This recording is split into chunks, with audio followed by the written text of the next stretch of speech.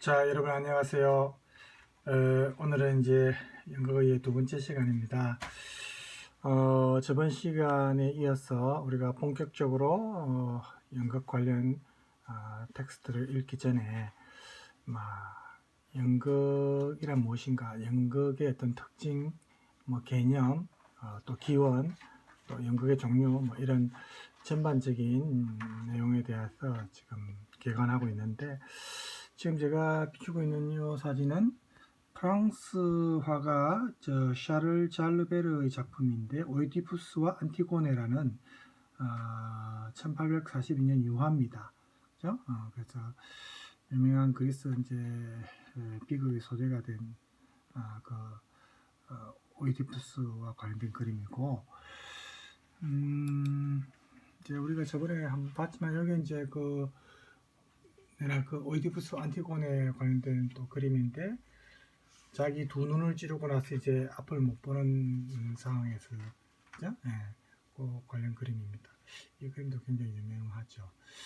그래서 우리가 연극을 하는데 그리스 비극을 역사적으로 올 때 그리스 비극을 또 안 다루고는 연극을 또 논할 수가 없죠. 그래서 다음에 텍스트 외적으로 기회가 될 때 그리스 비극 대표적 비극 중에 한 편 정도는 보겠습니다. 우리나라에서 이제 공연했던 그리스 비극이 있었어요. 그래서 제가 찾아보니까 여기 이제 주소는, 유튜브 주소는 지금 여기 지금 주소 나와있죠. 고정해서 주소 보면 되겠죠.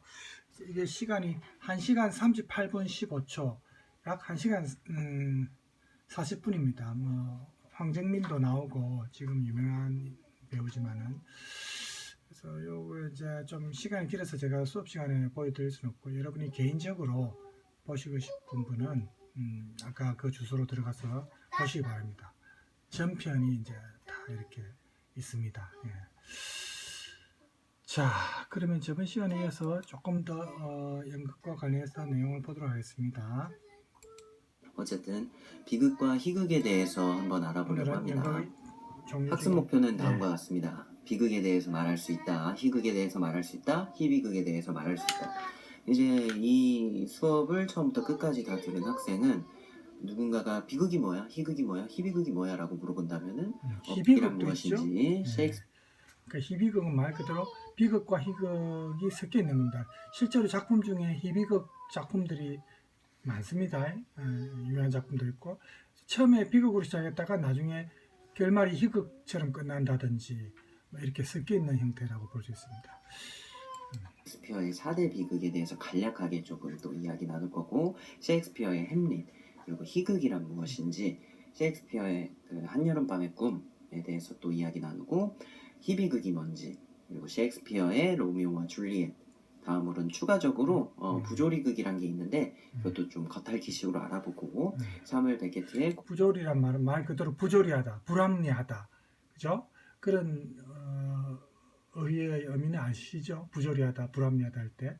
그래서 그런 내용이 조금 느껴질 수 있는 그런 연극인데, 나중에 또 보면서 우리 설명 같이 듣도록 합시다. 고도를 기다리며까지 슬픈 게 심하다라는 겁니다. 그래서 결말이 불행한 연극을 보통 비극이라고 이야기를 해요. 우리가 대표적인 그리스 그 연극을 말할 때 이 비극을 최우선적으로 꼽죠. 그죠? 그래서 여기 보면 이제 그 주인공들이 대부분 영웅이라든지 이런 사람들이 이제 주인공이고, 그 장렬하게 전사한다든지 이런 비극적인 결말이 보통 많이 나옵니다. 우리 현대 연극에서는 평민들, 서민들도 주인공이 되고, 직업적으로 장녀도 주인공이 될 수 있고 그랬지만, 과거의 그리스 연극에서는 전부 귀족 신분이나 아니면 영웅적인 인물이나 이런 사람들이 다 주인공이었고, 또 그런 사람들이 비극적인 결말을 맞을 때 연극을 보러 간 사람들이 그걸 카타르시스를 느끼는 거죠. 그래서 비극에 대해서 우선 먼저 알아봅시다. 셰익스피어라는 대문호가 있습니다. 영국 출신이고요. 이분이 굉장히 많은 희곡 작품을 쓰셨어요. 그러고 나서 후대에 이분이 쓴 어떤 대표작 중에 4대 비극이라고 해서 햄릿, 오셀로, 맥베스, 리어왕 이렇게 네 가지를 다 셰익스피어의 한 번씩 4대 들어봤죠? 비극으로 네, 정해 4대 놨습니다. 그래서 이제 4대 비극에 대해서 좀 알아볼 건데 첫 번째로는 햄릿입니다. 햄릿의 간단한 줄거리는 아버지가 죽었어요. 선왕의 죽음으로 인해서 이 햄릿 왕자가 복수극을 펼치는 이야기거든요. 좀 더 자세한 내용은 뒤에 부연 설명을 할 거고 사실은 이거 하나를 다 세세히 설명하고 그렇죠. 분석하기에는 너무 시간이 큰 부족합니다. 오랜 시간이 이걸 이제 작품을 만약에 실제로 본다면은 아까 1시간 30 몇 분보다 훨씬 더 걸리죠. 오셀로도 그렇고 다 그렇습니다. 우리가 지금 여기서는 간단하게 셰익스피어의 4대 비극 이 정도만 일단 알고 일단 넘어갑시다. 비극 지금 연극의 종류를 지금 우리가 하고 있으니까 그죠? 걸릴 것 같아서 나중에 오셀로는 이 흑인 장군이 있었어요. 흑인 장군은 여기에서 벌써 이야기가 명찰이 나오죠. 예. 질투를 했어요. 질투를. 오셀로라는 이 흑인 장군이 있었는데 이야구가 질투를 해서 생긴 어떤 비극이다라고 볼 수 있습니다. 처만 최후를 맞게 되고요. 맥베스죠. 약간 스피노프 작처럼 맥베스 레이디라고 해서 맥베스 레이디 그러니까 맥베스의 아내 입장에서 쓰여진 작품도 있어요. 네, 참고로만 알아두시고 다음으로는 리어 왕입니다. 그죠?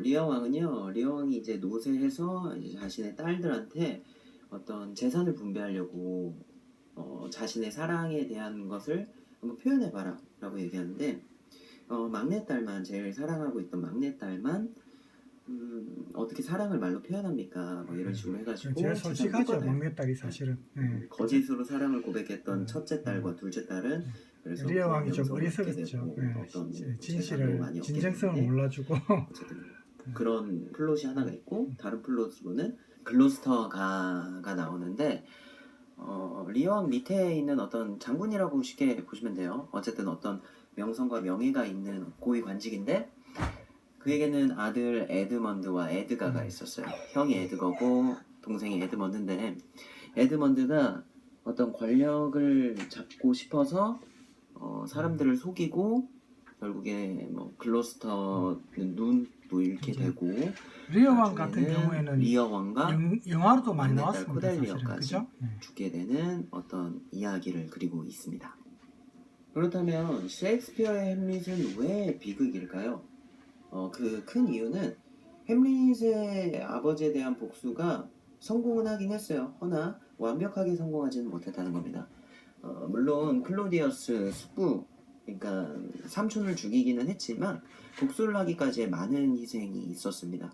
플로니어스라는 오피리어 아버지가 죽게 되고 오피리어라는 햄릿이 사랑하는 여인이 죽게 되고 왕비도 죽게 되고 또 오피리어의 오빠도 햄릿과 싸우다가 결국 죽게 됩니다. 여러분 유명한 그 문장 알죠? 사느냐 죽느냐 그것이 문제로다 하는 그 이제 유명한 문구가 있지 않습니까? 맨 마지막에 햄릿도 죽게 되고 네. 그래서 이게 완벽한 복수에 성공하지는 못했다. 그래서 햄릿은 비극이다 라고 볼 수 있습니다. 참고로 여기 라이온킹 포스터를 가지고 온 이유는 스토리의 모티브가 된 게 햄릿이기 때문에 추가적으로 알면은 재밌을 것 같아서 한번 가지고 와봤습니다. 자, 이번엔 희극입니다. 희극이란 도대체 뭘까요? 기쁠희의 심할극. 네, 눈치채셨나요? 희극은 결말이 어떨까 싶어가지고 뭐 장난칠 겸이라고 할까요? 어쨌든 그 꽃집을 바르는데 셰익스피어 희극 중에 한여름밤의 꿈 바르게 돼요. 그래서 나오는 해프닝과 결국에는 오베론이 퍽을 꾸짖으면서 제대로 해결해라 뭐 이렇게 해가지고 두 커플의 사랑이 이루어진다. 그래서 해피엔딩. 그리고 결국에 오베론과 티타니아도 화해를 한다. 그래서 해피엔딩. 그렇기 때문에 셰익스피어의 한여름밤의 꿈은 희극이라고 이야기합니다. 다음으로는 희비극입니다. 희비극이란 뭘까요? 결말에 행복과 불행이 섞인 연극을 희비극이라고 합니다. 셰익스피어의 로미오와 줄리엣은 희비극의 대표적인 작품이라고 할 수 있습니다. 로미오가 속해 있는 몬테규가와 줄리엣이 속해 있는 캐플리카 이 두 가문은 원수 사이였어요. 원수 사이였는데 로미오와 줄리엣이 서로 첫눈에 반해버렸어.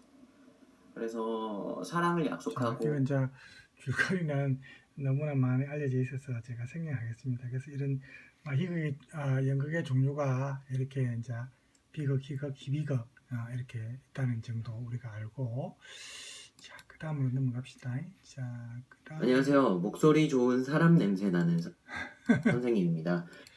다양한 무대 공연에 대해서 자, 알아보도록 오늘 여기서는 이제 연극의 종류 중에 이제 앞에 우리가 희극, 비극, 희비극을 했는데 뮤지컬과 신체극 요 내용에 대해서는 이제 내용을 조금 더 들어봅시다. 하겠습니다. 오늘의 학습 목표는 다음과 같습니다. 뮤지컬에 대해 말할 수 있다, 무용에 대해 말할 수 있다, 신체극에 대해 말할 수 있다, 퍼포먼스에 대해 말할 수 있다 입니다. 넘어가도록 하죠. 목차는 뮤지컬이란 뮤지컬의 발전. 자, 이거는 이제 제목을 쭉 보세요. 목차입니다. 지금 여기서 다룰 내용. 자, 그러면 뮤지컬이란 노래와 춤이 어우러진 음악극의 한 형태를 뜻합니다. 오페라와 음악극이 섞여서 대중성이 부각된 극인 거죠. 요즘에는 이 뮤지컬이 영화로도 많이 영화화되어서 이제는 영화로도 뮤지컬을 사실은 많이 접할 수 있습니다. 그렇죠? 예전에는 이제 실제로 연극 보러 가서 이제 뮤지컬을 접할 수 있었는데 이제는 이제 더 가능성이 더 많아졌죠. 그렇다면 오페라는 도대체 뭘까요? 뮤지컬과의 큰 차이점은 성악 중심이라는 겁니다. 성악 그렇죠? 중심의 공연 노래 형태. 중심입니다. 18세기 유럽의 귀족 예술로 발전을 했으며 노래와 음악이 드라마보다 더 중요하다는 거예요. 어떤 스토리나 내용보다 노래와 음악이 더 중요하다. 오페라는 노래를 아리아라고 얘기하고 대사를 레치타티브라고 하는데 오페라라고 해서 대사가 아예 없는 건 아니에요. 있긴 있어요. 어쨌든 그렇다는 거. 다음은 음악극입니다. 음악극은 그렇죠. 오페라는 음악과 극의 균형이 깨져 있다라는 반발에서 탄생한 장르입니다. 그래서 드라마 플러스 음악이 그 성악 혹은 노래보다 더 중요하다는 겁니다. 마다 조금씩의 차이는 있지만 대부분의 음악극이 움직임 없이 이루어지는 경우도 있습니다. 자, 그렇다면 뮤지컬은 어떻게 발전을 해왔을까요? 그리고 뮤지컬을 구성하는 세 가지 요소는 또 무엇일까요? 18세기 유럽의 귀족 예술이었던 오페라가 있었어요. 근데 19세기 말에 영국의 산업혁명 이후 서민적 오페라를 창조하게 됩니다. 산업혁명 이후에 귀족들 말고도 서민들이 이제 부를 축적하기 시작했어요. 그렇기 때문에 이 서민들도 우리도 귀족 같은 어떤 귀족들만 누리던 문화나 예술을 즐길 수 있게 됐으니까 우리끼리의 어떤 문화 예술을 즐겨보자. 그들이 하는 것을 한번 따라해보자 하면서 서민적 오페라가 생기기 시작해요. 그것이 발전해서 뮤지컬까지 가게 됩니다. 그리고 뮤지컬의 세 가지 요소라고 한다면 첫 번째 연극적 요소, 두 번째 음악적 요소, 세 번째 무용적 요소가 있어요. 그래서 이제 뭐 그야말로 종합 예술인데 그죠? 이렇게 이제 모든 걸 한꺼번에 다 접할 수 있습니다. 연극, 음악, 무용, 춤, 뭐 총체 예술이라고도 하죠. 여기 지금 돼 있죠? 총체적인 예술. 그래서 유흥과 재미, 쇼 이렇게 다 그야말로 음식으로 치면 비빔밥입니다. 그죠? 우리 요즘 비빔밥이 얼마나 대세입니까? 기내 항공식으로도 이제 제공될 정도인데. 자, 그래서 이런 뮤지컬의 특징을 알아봤고, 자, 그 다음으로 넘어가서 그들의 공감대를 살 수 있는 혹은 대리 만족을 시켜줄 수 있는 그런 작품들이 많아요. 반면에 프랑스 같은 경우에는 문학 작품 관련된 뮤지컬이 있고 영국은 약간 미국과 프랑스의 중간 느낌이라고 볼 수 있어요. 자, 다음으로 볼 것은 무용입니다. 무용이란 자신의 감정이나 상태를 몸으로 표현하는 예술이라고 합니다. 움직임 자체를 무용이라고도 볼 수 있는 거예요. 모든 움직임을. 그래서 최초의 예술을 무용이라고 얘기도 합니다. 이제 무용의 종류를 한번 볼게요. 발레부터 보겠습니다. 16세기 프랑스의 귀족 무용으로 시작을 했고 무한성, 자유로움을 추구하는 춤입니다. 무용, 의식무용으로 나뉘는데 궁중무용은 왕궁, 왕들이 봤던 무용, 민속무용, 민족무용은 서민들이 했던 무용, 의식무용은 제사 때 했던 무용이라고 생각하시면 됩니다. 자, 넘어가서 잠깐만 이게 정무용, 막춤이라던가 유행하는 춤, 종종무용, 부족의 전통춤 이렇게까지 신체극을 다양한 장르가 있습니다. 무용시, 신체극을 무용극, 넘어갑시다, 이제. 댄스컬, 마임 혹은 무언극이 있는데 무용시는 춤을 통한 은유적 표현 혹은 감정 표현을 뜻하고 자 봅시다. 신체극의 종류 해가지고 무용시, 무용극, 댄스컬, 마임, 무언극이죠. 이것도 말이 필요 없는 겁니다. 그래서 아까 무용극과 거의 뭐 좀 유사한데 약간 이제 차별성은 조금 있지만 어쨌든 이것도 언어가 지금 필요 없죠. 그래서 이게 이제 좀 다르고 그다음 이제 퍼포먼스도 조금 비슷한 계열인데 퍼포먼스는 우리 보통 행위 예술이라고도 하죠. 다양한 행위 양식을 다 포함하는 그런 이제 그 개념입니다. 퍼포먼스가 우리 인간이 하는 모든 활동을 다 보여주는 그런 예술적 행위를 총체적으로 이제 우리가 좀 넓게 표현하면 행위 예술적 퍼포먼스라고 할 수 있습니다. 자, 이렇게 연극의 종류를 자, 그 다음에 연극의 본성에 대해서 좀 들어볼까요? 있다. 연극의 본성에는 현장성, 종합성, 이중성, 계획성, 그리고 추가적으로 즉흥성까지 있습니다. 연극의 효능에는 예술적 효능, 교육적 효능, 치료적 효능이 있고요. 그래서 나중에 이제 본격적으로 텍스트 들어가면 우리가 연극의 치료적 효능 이 내용도 제가 다룰 예정인데 우리가 요즘 치료가 이제 의학적 치료 뭐가 많은데 정신적 치료, 뭐 심리적 치료도 있고 다양하게 있죠. 근데 요즘에는 연극을 통해서 또 치료를 하는 그런 또막 약물 치료하고는 다르죠. 그래서 이게 이 연극에서 이제 최근에 대두되고 있는 그 연극의 영향 중에 하나입니다. 그래서 이 내용도 나중에 텍스트에 들어가면 하겠습니다. 연극의 본성 첫 번째는 현장성입니다. 알죠? 연극은 배우와 관객이 직접 현장에서 소통하는 예술입니다. 그렇죠? 하는 거죠. 연극의 본성 두 번째는 종합성입니다. 음향, 조명, 무대, 기획, 의상, 분장, 소품, 희곡, 뭐 기타 등등 배우, 심지어는 어떤 영상, 홀로그램, 기타 등등 여러 가지의 예술을 연극 안에 넣을 수 있기 때문에 연극은 여러 예술이 만나는 종합 예술이며 동시에 합동 예술이라고 할 수 있습니다. 연극의 본성 세 번째는 이중성입니다. 연극 혹은 무대의 내용은 현실이 아닌 허구입니다. 그러나 이 공연을 하고 보는 있는, 우리는 예, 현실 현실이죠. 세계에 존재를 예. 하고 있어요. 그래서 공연 중인 연극은 허구, 무대 위의 허구이지만 현실적인 객석, 우리들 그렇죠. 보는 우리들이 같이 공존하고 있는 공간이다 라고 해서 이중성을 띈다는 겁니다. 그렇죠. 연극의 본성 네 번째는 계획성입니다. 연극은 철저한 계획과 약속에 따라 진행됩니다. 보통 짧게는 3주에서 길게는 1년, 2년까지도 연습을 진행을 합니다. 그렇죠. 그래서 철저한 연습 예술이라고도 볼 수 있는데 연습을 하면서 약속을 정하게 됩니다. 연출과 배우 사이의 약속이 있을 수 있고 연출과 스텝 사이의 약속, 배우와 배우 사이의 약속, 배우와 스텝 사이의 약속.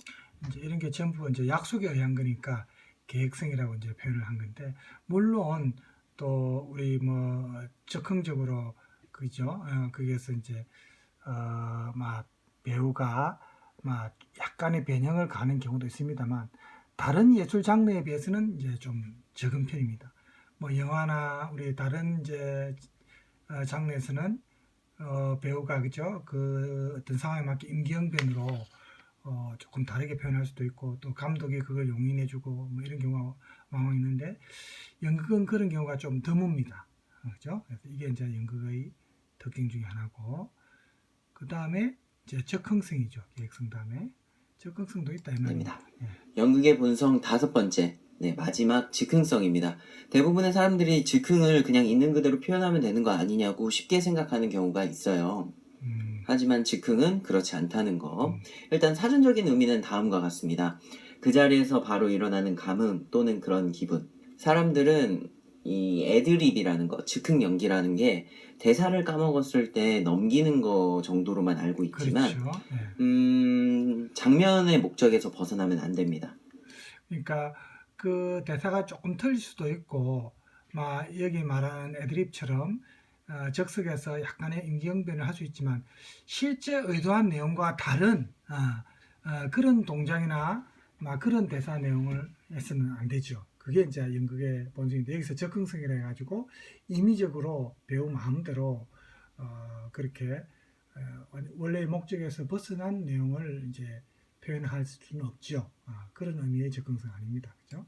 그렇기 때문에 훈련이 되어 있고 공부를 많이 한 사람이 그 장면의 목적에서 벗어나지 않도록 애드립을 할 수가 있어요. 네. 자, 그다음 연극의 효능. 이제 이어서 연극의 효능에 대해서 알아볼 건데요. 첫 번째 효능은 예술적 효능입니다. 행위의 즐거움, 이 이야기를 듣는다던가 보는 거, 3D로 된 이야기를, 그리고 모방하는 거를 보는 거, 표현하는 것을 보는 거, 표현하고 있고 모방하고 있고 이거를 이야기를 진행하고 있는 걸 관찰하는 거. 근데 여기서 지금 행위의 즐거움 이게 연극의 치료 효과에 나중에 다 관계가 있습니다. 모방하고 표현하고 관찰하고 이런 게 전부 나중에 연극이 주는 어떤 치료적 효과에 들어가는 겁니다. 그리고 여기 나오다시피 지켜보는 즐거움, 관객의 동의, 이제 카타르시스죠. 감정이입하는 거. 그래서 감정을 정화하면서 이게 이제 치료 효과에 영향을 미치는 겁니다. 우리가 스트레스 받고 겉으로 표현하지 못하고 마음속에 콕 억누르고 있는 저 마음 심령 깊이 억누르고 있는 거, 그게 화병이 되고 사람 이제 정신적인 병이 되지 않습니까? 그래서 이거를 연극을 통해서 자기가 분출을 하는 겁니다. 그야말로. 그래서 이게 이제 스트레스가 풀리고 자기가 억누르고 있던 어떤 심리적 억압에서 해방이 되는 거죠. 그래서 연극이 이제 그런 면에서 나중에 치료 효과가 있다는 게 다양한 논문을 통해서 밝혀졌습니다. 그래서 이게 예술적 효능 중에 하나고, 그 다음에 이제 연극의 또 효능이 볼까요? 그리고 배우, 관객 모두가 협력하고 참여해서 할 수 있는 종합 예술이기 때문에 함께하는 즐거움이 있다라는 겁니다. 그다음 교육. 연극의 효능 두 번째는 교육적 효능입니다. 창작 과정을 통해 다양한 것들을 배울 수 있어요. 또 여러 가지 능력이나 특성이 증진되기도 하고, 관련돼서는 다음 PPT에서 설명을 할게요. 그래서 이게 실제로 연극 종류 중에 교훈극이라고 있습니다. 교훈극. 뭐 정치극도 있고 기록극도 있고 서사극도 있고 많은 종류가 있는데 교훈극이라고 있어요. 그러니까 벌써 이름에서 드러나죠. 연극의 교육적 기능이. 그죠? 이렇게 창작 과정을 통해서도 어떤 교육적 효과를 누릴 수 있고, 그 다음에 연극 내용을 통해서 또 교육적인 효능이 있습니다. 뭐 예를 들어서 토론 연극도 있죠. 그래서 실제로 연극에서 토론하는 형식을 취하고 있기 때문에 그걸 보는 사람도 자기가 그런 토론에 참여하는 그런 느낌을 받을 수 있습니다. 자기의 입장에서 또 논증하고 주장할 수 있죠. 이게 학습 수단으로서 이렇게 또 효능이 있을 때는 예를 들어서 문학적 어떤 효능, 그죠? 이런 게 이제 동시에 나타날 수 있는 게 이제 연극의 교육적 효능이고, 그 다음에 이제 연극의 효능 중에 나아가 그 이야기 속에 있는 어떤 삶의 교훈이나 가르침을 얻을 수 있다. 그래서 교육적 효능이 있다라는 겁니다. 그리고 연극을 관람하거나 또는 연극을 만드는 과정 혹은 연극을 올렸을 때 감수성, 분석력, 통찰력, 사회성, 상상력, 창의력, 표현력이 증진됩니다. 그렇죠. 방금 이제 앞에 조금 앞으로 갈까요? 여기서 보면 감수성, 그죠? 연극을 통해서 이제 카타르시스도 느끼고 또 연극을 통해서 분석을 할 수 있습니다. 그죠? 연극을 보는 관객의 입장에서. 그 다음에 통찰력도 생길 수 있고, 연극이 그 사회를 비추는 거울 역할을 한다 했죠. 사회성도 길어지고, 또 상상력과 창의력도, 그죠? 그 다음에 표현력은 당연하죠. 배우의 어떤 연기를 통해서라든지 우리가 그런 걸 느낄 수 있습니다.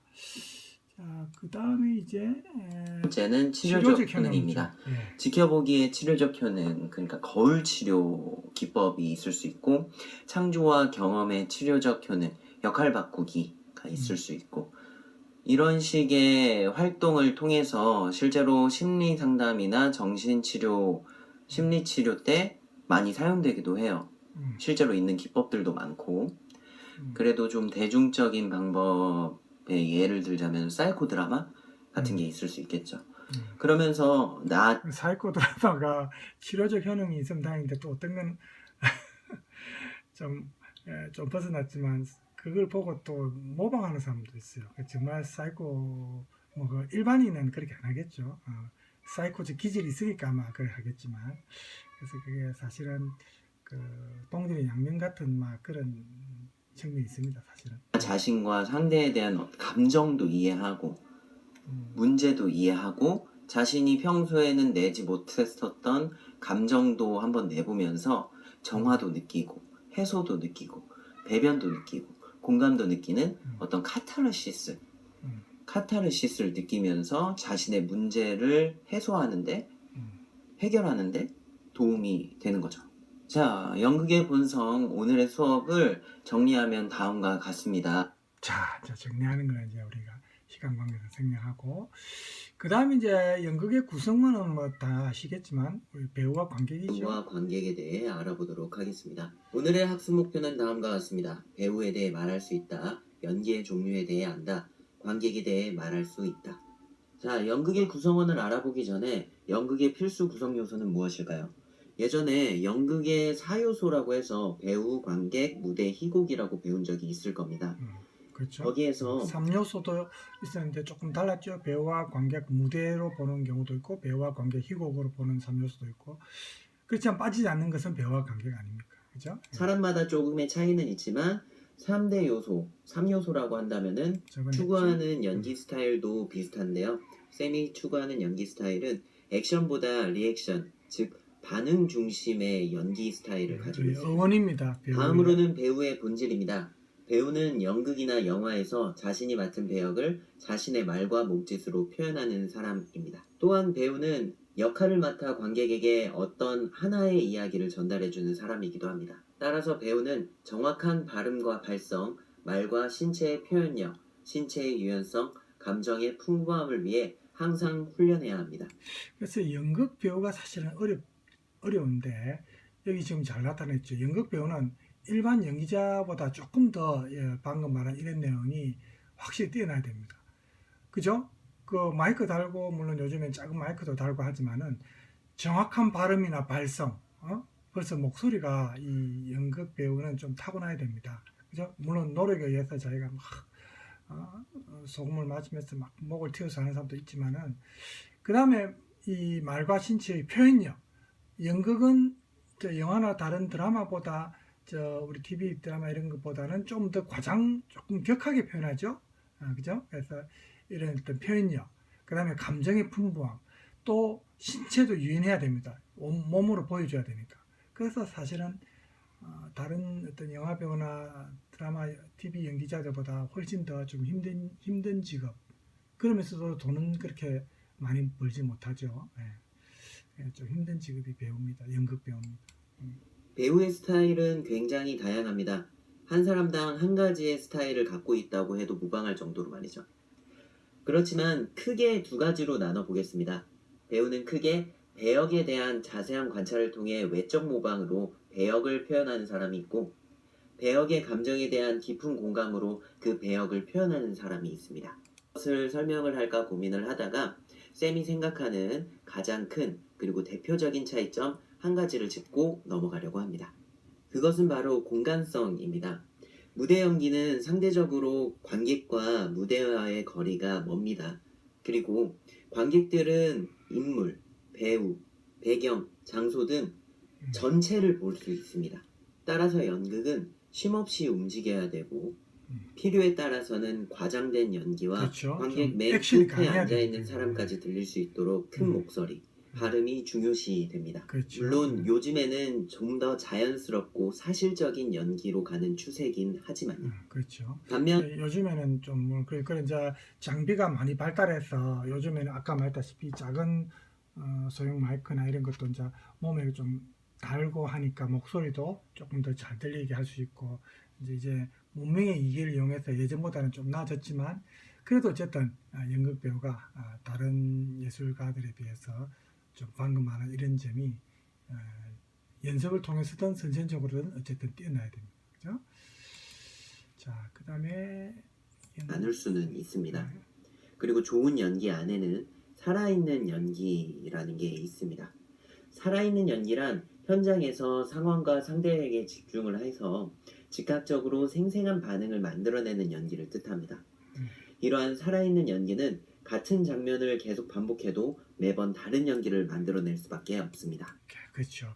이것도 우리가 가수들도 마찬가지 아닙니까? 우리가 공연을 보러 갔을 때 그날의 컨디션에 따라서 그죠? 첫날 공연하고 그 다음날 공연 만약에 두 번을 같이 한 번 더 본 사람이 있으면은 그 가수의 노래가 똑같지는 않을 겁니다 아마. 그죠?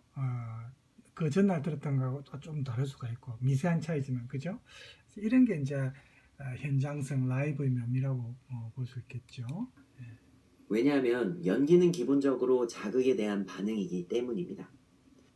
그렇다면 나쁜 연기의 예에는 어떤 것들이 있을까요? 첫 번째는 과잉 불구하고 화를 내는 사람들은 소리 지르고 너무 크게 과잉 몸을 연구가 쓴다는 그죠? 유형적인 게 자신의 몸에 각인되어 있어 자신이 연기하는 인물의 매력을 떨어뜨릴 수 있습니다. 을 자. 하게 됩니다.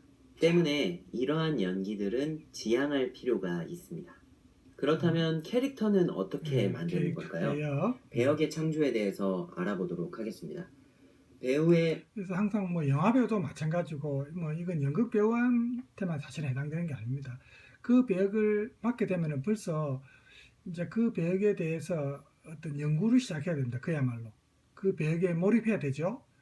실제로 그래서 대사만 가지고 그냥 외워서 연기하는 거고 실제로 그 자기가 연기하게 될 그 인물 만약에 역사적인 실존 인물이었다면 그 인물의 전개에 대해서라든지 인물에 대해서 좀 더 자기가 배경에 대해서 알아보고 또 그렇게까지 준비해서 연기하는 사람들이 있습니다. 그러니까 이렇게 하는 사람들 아무래도 그 연기에서 이제 좀 더 진정성이 묻어 나오지 않겠습니까, 그죠? 이런 거는 막 연극 배우뿐만 아니고 모든 예술가한테 다 적용될 수 있는 사실은 그죠? 예, 그런 내용이고 그 다음에 다음으로는 연기법에 대해서 조금 살펴보려고 합니다. 러시아의 연출가 겸 연기 교사였던 스타니슬라브스키에 의하면 배우 훈련에서 가장 중요한 것은 상상을 통해 일상을 예술로 변환시키는 것이라고 얘기를 했습니다. 그래서 매직 이프라는 연기법을 개발하게 되는데요. 상황 속에서 만약에 내가 뭐뭐라면이라는 질문을 하고 그 상상을 통해 마법과도 같은 결과를 낳는 방법을 뜻합니다. 그리고 스타니슬라브스키에 의하면 연기는 다음의 과정으로 이루어진다고 합니다. 우선 보고, 본 것을 생각하고, 그리고 행동하고, 느끼고, 이에 대해 반응하는 것. 자, 그래서 이게 사실 이론적으로는 이렇게 단순하게 요약해놨지만 실제로 쉽지 않죠. 그래서 이거는 선천적인 면과 타고난 면과 그 다음에 노력에 의한 후천적인 면 이게 다 이제 동시에 사실은 필요한 부분이 이런 이제 연기 과정에서 그죠? 그래서 선천적으로 타고난 연기자보다 사실은 후천적 노력에 의해서 성공 거둔 연기자들이 좀 더 관객들의 사랑을 많이 받죠. 그죠? 우리가 뭐 다른 뭐 인생의 성공 스토리를 보면은 모든 분야에서 연기뿐만 아니고 뭐 다른 분야에서도 그렇고 노력에 의해서 어떤 결실을 거둔 걸 사람들이 대단하다고 보지 않습니까? 그죠? 네. 자, 그래서 막 이렇게 이제 배우와 연기 관객에 대해서 이 정도 하고 그 다음에 이제 한 두 개 남았는데 연출과 스텝이 있습니다. 이거는 우리가 이 분야에 종사 안 하기 때문에 자세히는 모르니까 간단하게 한번 봅시다. 연출과 스텝에 대해서 알아보도록 하겠습니다. 오늘의 학습 목표는 다음과 같습니다. 연출에 대해 말할 수 있다. 영화로 치면 공연 감독이죠. 예술에 참여하는 다양한 스텝을 안다. 자, 연극의 구성원은 크게 네 가지로 나눠볼 수 있어요. 배우, 관객, 연출, 스텝. 그 중에 배우와 관객은 이전 시간에 배워봤고 오늘은 연출과 스텝에 대해서 알아보도록 오늘 하겠습니다. 지금 하는 부분이 우리 이제 연극과 관련한 이론적인 어떤 배경 지식에서 기초적인 배경 지식에서 마지막 부분입니다. 오늘로서 이제 연극에 대한 어떤 기초적인 이론 부분은 여기서 마치고 이제 다음 수업부터는 바로 우리가 텍스트 내용으로 제가 이제 선별해 놓은 텍스트로 들어갈 겁니다. 자, 이 사진을 왜 준비했을까요? 다양한 분야의 그렇죠. 연출과 다양한 분야죠. 감독을 보여주고 싶어가지고 우리는 한번 영화 가져와봤거든요. 감독만 알지 이런 다른 사람 잘 식으로 모르죠. 연출을 하는 모습이나 봉준호 감독님 그리고 어떤 영상 조명을 통해서 이런 연출도 된다는 거, 그리고 조각가가 조각을 하면서 이런 행위 또한 연출이 될 수 있다, 연출을 하고 있다라는 거죠. 그래서 연출에 대한 사전적 정의는 다음과 같습니다. 연극이나 방송국 따위에서 각본을 바탕으로 배우의 연기, 무대장치, 의상, 조명, 분장 따위의 여러 부분을 종합적으로 지도하여 작품을 완성하는 일 또는 맡은 사람. 무엇일까요? 공연에서의 연출은 희곡 작품의 문자를 무대 위에 그림으로 만들어 장면으로, 옮겨놓는 일입니다. 다음에 5가지 일을 하게 연출가가 됩니다. 하는 일, 자신에 대한 작업, 어떤 것을 표현하고 싶은지, 희곡에 대한 작업, 표현하고 싶은 것을 어디서 발견하는지, 배우에 대한 작업, 협력 예술가들에 대한 작업, 제작자들에 대한 작업. 그 외에 무대 공연 예술을 하는 데 있어서 다음과 같은 연출. 자, 보조 스텝이 또 있죠. 그래서 이런 거 보면은 정말 연극이 종합예술이 맞습니다. 그죠? 배우나 관객만 있으면 안 되고 당연히 배우나 관객은 필요한 거지만 이 연출을 하는 데 있어서 이렇게 스텝이 많이 필요하다는 겁니다. 그죠? 그래서 하나의 훌륭한 연극 작품이 이루어지기 위해서는 수많은 이렇게 보이지 않는 곳에서 노력하는 사람들이 필요하다는 것을 우리가 알 수가 있습니다. 그 다음에 또 있어요. 보면은 무대, 조명, 음향, 의상, 분장, 그렇죠? 소품, 기획, 기록, 다양한 분야에서의 오퍼레이터. 그뭐 이렇게 일하시는 예시 분들 사진을 하나로 가지고 이제 왔습니다. 예시를 보여주면 다음으로는 앞서 설명을 마저 못했던 공연 예술의 스텝 및 종류 및 역할에 대해 추가 설명을 하도록 드라마투르기 투르그 돼 있는데 이제 독일어로 투르기인데 여러 방면에서의 전문가들로서 관객의 입장에서 이제 연습할 때 하루 연습하는 계속 그동안 연출이나 내용을 비평하는 그래서 이게 이제 비평가 입장에서 볼 때 이제 좀 숨은 허점들이나 이런 걸 찾아낼 수가 있겠죠. 우리 일반인들은 잘 못 찾아냅니다, 사실은. 그죠? 그 다음에 뭐 뮤지컬이라든지 배우들이 또 노래를 했을 때, 노래를 할 때는 음악 감독이 필요하죠. 그죠? 그 다음에 춤을 추는 경우에는 안무하는 감독이 또 필요하고, 그 다음에 보이스 코치, 발성과 관련해서 이렇게 다양한 그 분야에서 보조 역할을 하는 사람들이 필요하다는 겁니다. 자, 그 다음에 무대 감독은 또 리허설을 준비하고 연출 노트, 기록 뭐 이런 것들을 액션, 보존하고 그죠? 무대 전체를 총감독합니다. 여기서 헷갈리지 말아야 될 것이 무대 감독은 총감독이지 무대를 제작하거나 디자인하지는 않아요. 다음으로는 극작가, 자신의 작품을 의도에 맞게 검수하거나 수정을 합니다. 조연출, 보조연출, 배우들의 스케줄이나 건강, 기타 등등을 관리하면서 연출을 보조하는 역할을 합니다. 다음 무대 디자이너 및 무대 스텝은 무대, 대도구, 소도구 등을 제작하거나 옮기는 일을 하고 조명. 자, 이 정도로 하면 될 것 같습니다. 너무 우리가 세세하게 이 스텝들까지 이제 아는 건 조금 그렇고 이 정도만 해도 우리가 연극에 대한 어떤 배경 지식, 어느 정도 필요한 기초적인 지식은 갖추었다고 저는 보고 제가 아까 얘기했던 시간 관계상 제가 이제 틀어드지 못한 게 이겁니다. 그리스 비극 중에 이제 대표적인 그 오이디푸스 연극인데 이게 보면 이제 제가 조금만 보여주겠습니다. 다른 못 보여주고 실제로 우리 국립극장에서 공연한 내용을 영상에 담은 거예요. 앞부분.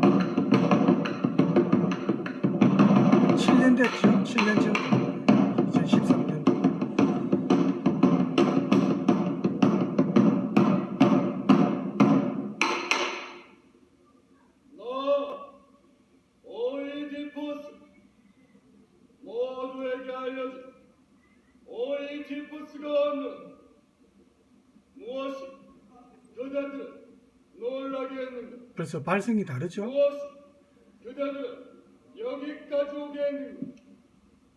무엇이 필요하며 무엇이 부족한가? 내가 들어줄 수 있는 한 모든 것들은 그대들을 위해서 돕겠노라.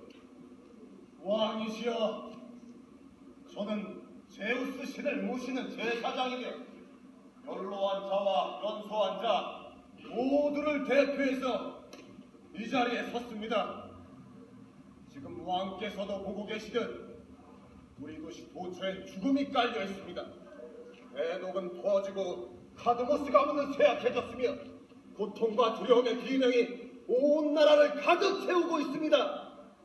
왕이시여, 저희들은 당신이 인생의 문제와 또한 신들이 인간에게 나누어준 모든 시련에 맞서 이길 수 있는 특별하신 분이라고 생각합니다. 자, 시간 관계상 제가 아마 여기서 끊겠습니다. 그래서 자, 완편은 여러분이 아까 제가 보여줬던 그 주소 있죠? 여기 이제 유튜브 주소. 자, 제가 한번 보여드리면, 자, 유튜브 주소 보이죠? 여기 들어가서 완편을 볼 수 있습니다. 1시간 38분, 약 1시간 40분 정도로 잡으면 됩니다. 실제로 이렇게 연극 한 편을 완전하게 동영상에 담은 자료는 그렇게 많지 않아요. 그래서 유명한 오이디푸스 연극이라서 아마 완편을 어떻게 누가 마련한 것 같은데, 뭐 저작권에 안 걸리겠죠, 그죠? 유튜브에 올릴 정도면, 그죠? 예. 자, 그래서 여러분이 개인적으로 보시기 바랍니다. 자, 오늘로서 연극과 관련된 이론적인 측면은 이 정도로 이제 개관을 마치겠습니다. 그래서 다음 주에는 제가 이제 공지에 여러분 올린 그 텍스트 있죠? 그래서 그 텍스트를 중심으로 해서 우리가 학기 말까지 보도록 하겠습니다. 그래서 이제 시험 관련해서도 그 텍스트 중심으로 나중에 공부하시면 됩니다. 그때 제가 미리 말씀드리겠습니다. 시험 직전에 한 2주 전에 텍스트 중에 일부에서 낼 겁니다. 자, 그러면 오늘 여기서 마치고 다음 시간에 이제 연극 관련 텍스트로 또 관련 자료 제가 동영상도 준비할 수 있으면 하겠습니다. 그때 또 보기로 하고 남은 시간 여러분 편히 쉬기 바랍니다. 오늘 수고 많으셨습니다.